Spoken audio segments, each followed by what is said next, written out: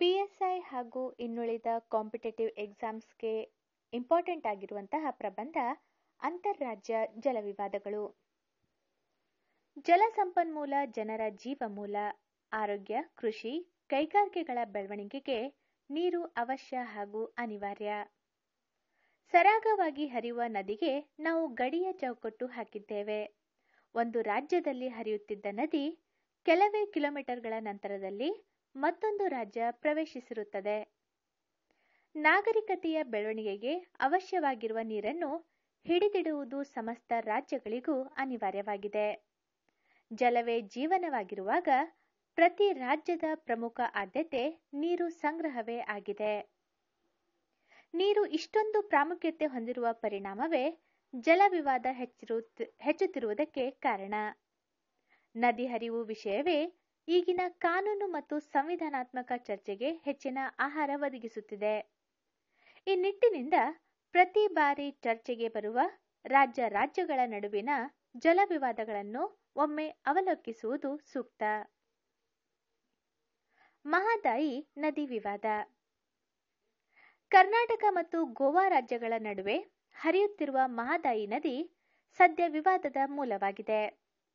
ಕರ್ನಾಟಕದಲ್ಲಿ ಹುಟ್ಟುವ ಈ ನದಿ 29 ಕಿಲೋಮೀಟರ್ ಕ್ರಮಿಸಿ ಮಹಾರಾಷ್ಟ್ರ ಮತ್ತು ಗೋವಾದಲ್ಲಿ ಸುಮಾರು 52 ಕಿಲೋಮೀಟರ್ ಹರಿದು ಕೊನೆಗೆ ಅರಬ್ಬಿ ಸಮುದ್ರ ಸೇರುತ್ತದೆ.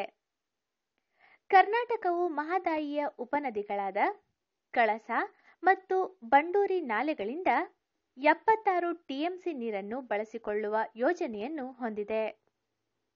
ಈ ನೀರನ್ನು ಹುಬ್ಬಳ್ಳಿ, ಧಾರವಾಡ ಸೇರಿದಂತೆ ಉತ್ತರ ಕರ್ನಾಟಕದ ಸುಮಾರು 100 ಪ್ರದೇಶಗಳ ಕುಡಿಯುವ ನೀರಿನ ಸಮಸ್ಯೆ ನೀಗಿಸಲು ಬಳಸಿಕೊಳ್ಳಬೇಕೆಂಬುದು ಕರ್ನಾಟಕದ ಉದ್ದೇಶ.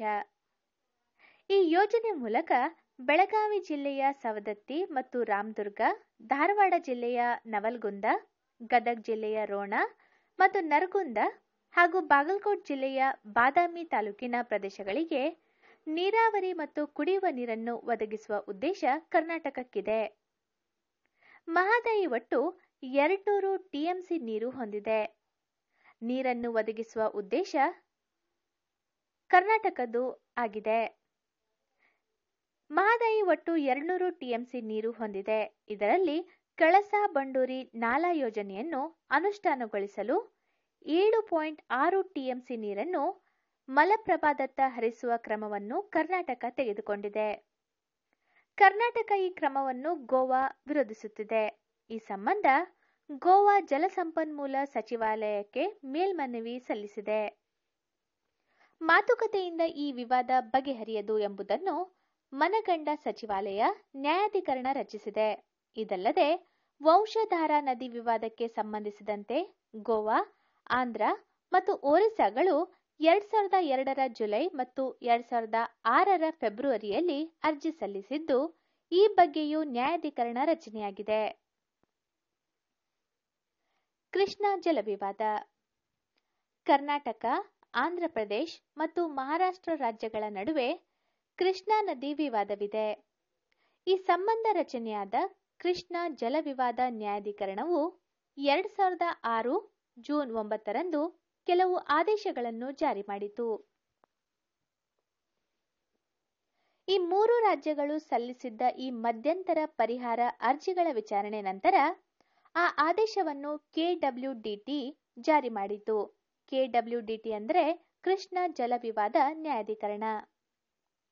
ಆದರೆ ಈ ಆದೇಶ ಕುರಿತಂತೆ ಆಂಧ್ರಪ್ರದೇಶ 1956ರ ಐಎಸ್ಆರ್ಡಬ್ಲ್ಯೂಡಿ ಕಾಯ್ದೆಯ ಸೆಕ್ಷನ್ 5ರ 3ರ ಅಡಿಯಲ್ಲಿ ವಿಚಾರಣಾವಧಿ ಅರ್ಜಿ ಸಲ್ಲಿಸಿ ನ್ಯಾಯಾಧಿಕರಣದಿಂದ ಹೆಚ್ಚಿನ ವಿವರ ಮತ್ತು ಸಲಹೆಗಳನ್ನು ಅಪೇಕ್ಷಿಸಿತು.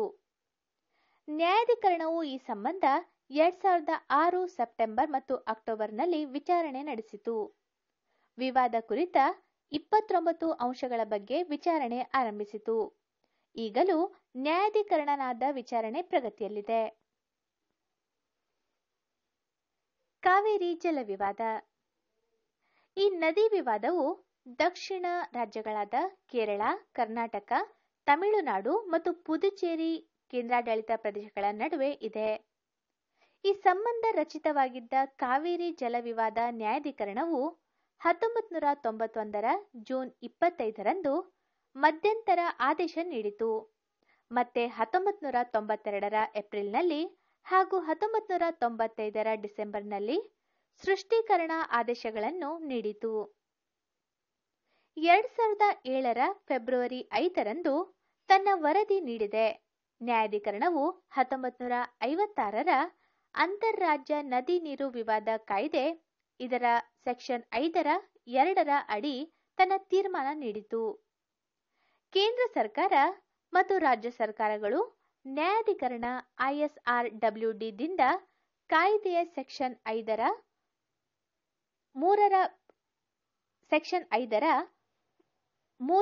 ಉಪವಿಧಿಯಲ್ಲಿ ಹೆಚ್ಚಿನ ವಿವರಣೆ ಮತ್ತು ಮಾರ್ಗದರ್ಶನ ಬಯಸಿದವು.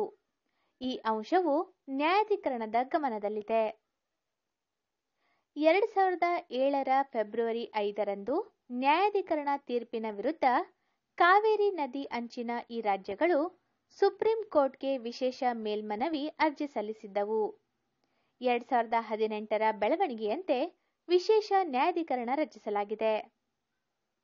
ಕರ್ನಾಟಕದಲ್ಲಷ್ಟೇ ಅಲ್ಲದೆ ಗೋದಾವರಿ ನದಿ ವಿವಾದ, ಮಹಾರಾಷ್ಟ್ರ ಮತ್ತು ಆಂಧ್ರಪ್ರದೇಶ ನಡುವೆ ರಾವಿ ಮತ್ತು ಬಿಯಾಸ್ ನದಿ ಹಾಗೂ ಸಟ್ಲೆಜ್ ಯಮುನಾ ನದಿ ನೀರು ಸಂಬಂಧವಾಗಿ ಪಂಜಾಬ್ ಮತ್ತು ಹರಿಯಾಣದ ನಡುವೆ ವಿವಾದವಿದೆ.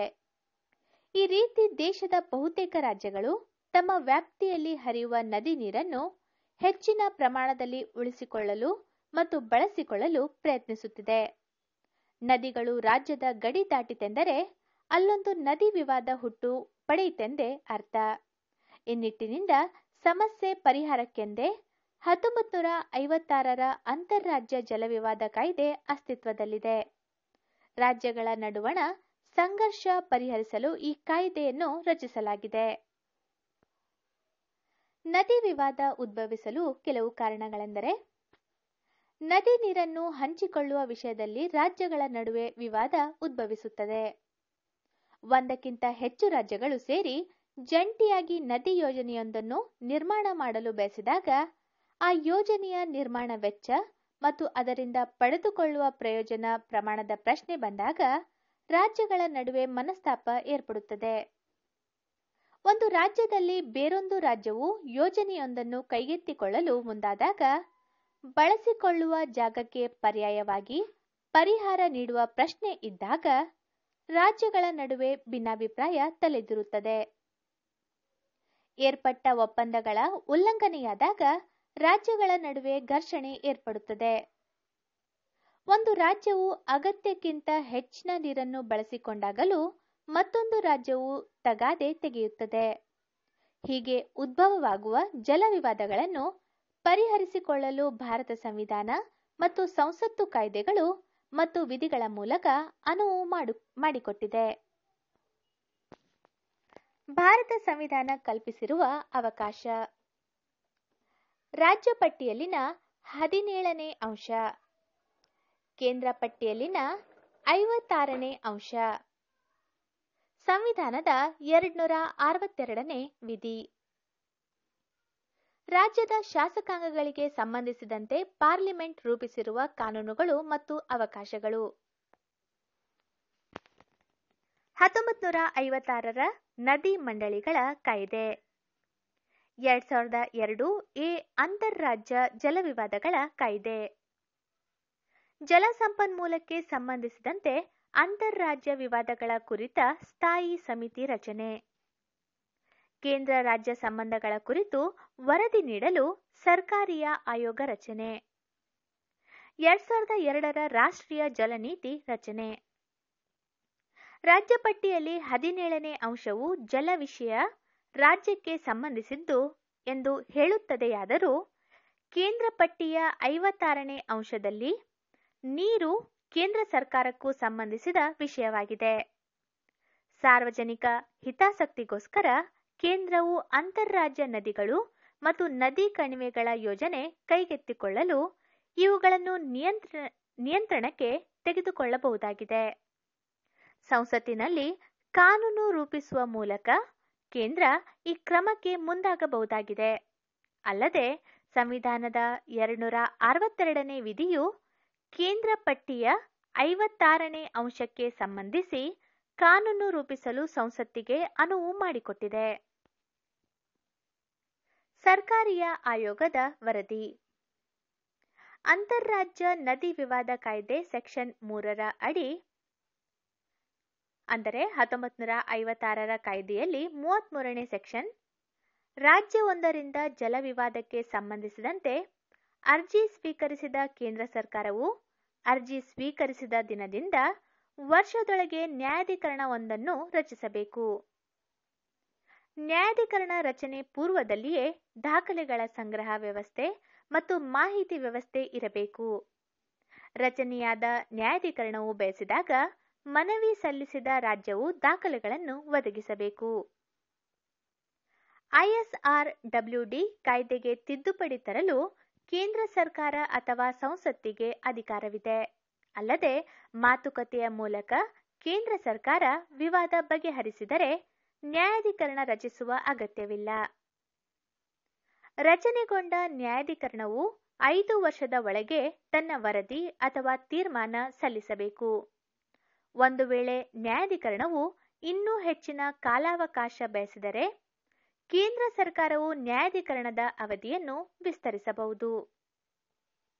ಸರ್ಕಾರಿಯ ಆಯೋಗ ಮಾಡಿದ ಈ ಶಿಫಾರಸಿನ ಕುರಿತಂತೆ ಅಂತಾರಾಜ್ಯ ಮಂಡಳಿಯು 1956ರ ಅಂತಾರಾಜ್ಯ ಜಲವಿವಾದ ಕಾಯ್ದೆಗೆ ತಿದ್ದುಪಡಿ ತಂದ ಮಸೂದೆಯೊಂದನ್ನು 2001ರ ಮಾರ್ಚ್ನಲ್ಲಿ ಲೋಕಸಭೆಯಲ್ಲಿ ಮಂಡಿಸಿತು. 2001ರ ಆಗಸ್ಟ್ನಲ್ಲಿ ಪಾಸು ಮಾಡಿತು. 2002ರ ಮಾರ್ಚ್ನಲ್ಲಿ ರಾಜ್ಯಸಭೆಯು ಅನುಮೋದನೆ ನೀಡಿತು. ನಂತರ ರಾಷ್ಟ್ರಪತಿ ಅಂಕಿತದೊಂದಿಗೆ ಅಂತಾರಾಜ್ಯ ಜಲವಿವಾದಗಳ ಕಾಯ್ದೆ 2002 ಜಾರಿಗೆ ಬಂದಿತು. ಎಷ್ಟೇ ನ್ಯಾಯಾಧಿಕರಣ ರಚನೆಯಾದರೂ ಕಾನೂನು ರೂಪಿಸಿದರೂ ಅಂತಾರಾಜ್ಯ ಜಲವಿವಾದಗಳನ್ನು ಎಲ್ಲರಿಗೂ ತೃಪ್ತಿಯಾಗುವಂತೆ ಪರಿಹರಿಸಲಾಗುತ್ತಿಲ್ಲ. ಕಳೆದೆರಡು ದಶಕಗಳಿಂದೀಚೆಗಂತೂ ಜಲವಿವಾದಗಳು ತೀವ್ರ ಸ್ವರೂಪ ಪಡೆಯುತ್ತಿದೆ. ನದಿ ನೀರನ್ನು ವಿಭಾಗಿಸುವುದಕ್ಕಿಂತ ನದಿ ನೀರನ್ನು ಸೇರಿಸುವ ಕೆಲಸವಾಗಬೇಕಿದೆ. ಇನ್ನು ಪರಿಣಾಮಕಾರಿಯಾದ ಕಾನೂನು ರಚನೆಯಾಗಬೇಕಿದೆ. ನದಿ ನೀರು ಜೋಡಣೆಯೇ ಈ ವಿವಾದಗಳಿಗೆ ಪ್ರಮುಖ ಪರಿಹಾರ. ಈ ಎಸ್ಸೆ ಕೊಟ್ಟಿದ್ದು ಉಜ್ವಲ ಅಕಾಡೆಮಿ. ಬರೆದವರು ಶಿವರಾಜ್ ನಾಯಕ್. ಶಿವರಾಜ್ ನಾಯಕ್ ಅವರು ಕೇಂದ್ರ ಕಾರಾಗೃಹ ಇಲಾಖೆಯಲ್ಲಿ ಕಾರ್ಯನಿರ್ವಹಿಸುತ್ತಿದ್ದಾರೆ. ಉಜ್ವಲ ಅಕಾಡೆಮಿಯ ಮೊಬೈಲ್ ಸಂಖ್ಯೆ ಕೊಡ್ತಾ ಇದ್ದೀನಿ. 7795959079.